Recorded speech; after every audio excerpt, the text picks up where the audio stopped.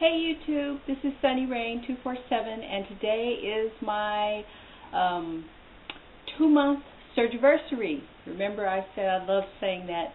I love saying that word, Surgiversary. So today is October 12th, 2010. I had my lap band surgery on August 12th, 2010. On the day of surgery, I was 200 pounds. Today, well, at least on the day that I weighed, I weigh on the same day every week. I am now 174.8. My last weigh-in was 176.6. That was 2 weeks ago. I did not have a weight loss last week. So that makes a total weight loss of 25.2 pounds. Yay! So, getting that out of the way. Now, what does that mean? 2-month Surgiversary. I have this weight loss of 25.2 pounds, and I'm very happy. But, and if you remember, for those of you who watch my videos, last time I came on I was not so happy because I had not had a weight loss that week. And I want to thank all of you who gave me very supportive comments, reminding me that this is a journey and not a sprint, and I'm in it for the long haul. We all are, and I really want to thank you for your comments. So what it reminded me of is that I am not going to have a weight loss every week. And that I am in it for the long haul. So, you just got to pick yourself up and move on. So, I made some notes, and I went back, and I always watch and rewatch videos. I'm constantly watching videos on YouTube. This channel is just wonderful. And believe it or not, one of the first people I saw was not Bandit Wendy, who most of us probably know. And if you are new to, if you've somehow found me before her, that's amazing. But Bandit Wendy is a star on YouTube. If you haven't found her, please go find her. And I'm sure if you're watching me, you've already watched her. But she talks about the rules, the 10 rules of weight loss. And she's excellent at spelling them out, so I won't try to repeat them the way she does. But I will say that one of the things that she talks about is when you have a bad week or a good week, the important thing to do is to go back and look at what you did well or what you didn't do well. So what I did over the week is reflect on the things I needed to improve on and the things I was doing well.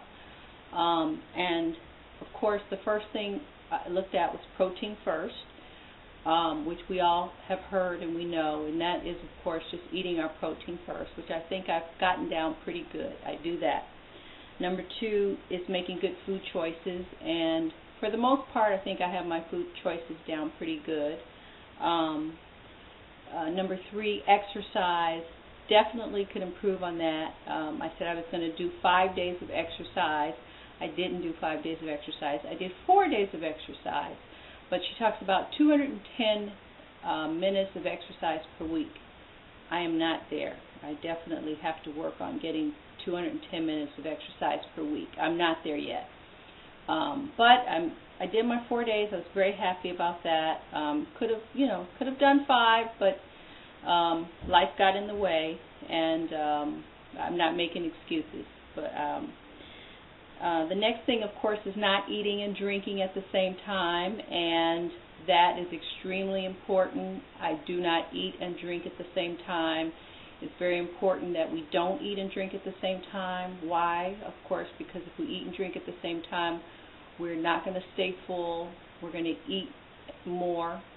So it's important to wait an hour.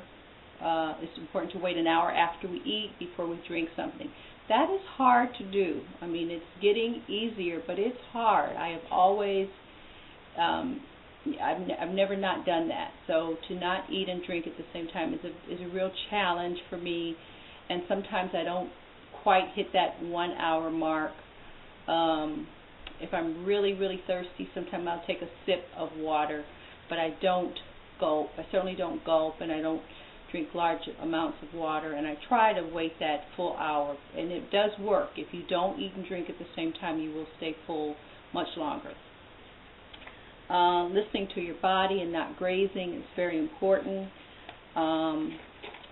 And what's really important, the most important thing I want to share is from the very, very beginning is measuring. All of us should have these little measuring cups. You know, I have these. I measure everything from the time I came home from the hospital. I measure. So we should have these measuring cups, half cup containers. Glad makes them. You know, they look like this. And it's funny because these are both half cup containers. These are just much cuter when we obviously when we take them to work or we take them out. But they're both supposed to be half cup containers. But measuring everything is really, really important. And if you start that from when you first come home from the hospital, for you pre-lap banders and for you people who have just gotten banded, it'll be much easier. It just becomes a way of life if you measure everything. Right? I don't even have 1 cup containers, so I try to make everything fit into my half cup containers, and I have never eaten since the lap band more than a cup of food. I don't think that I could, and you'll find that over time that if you try to, even when you don't have restriction, which I don't have good restriction right now, I still would be very, very uncomfortable if I tried to eat more than that.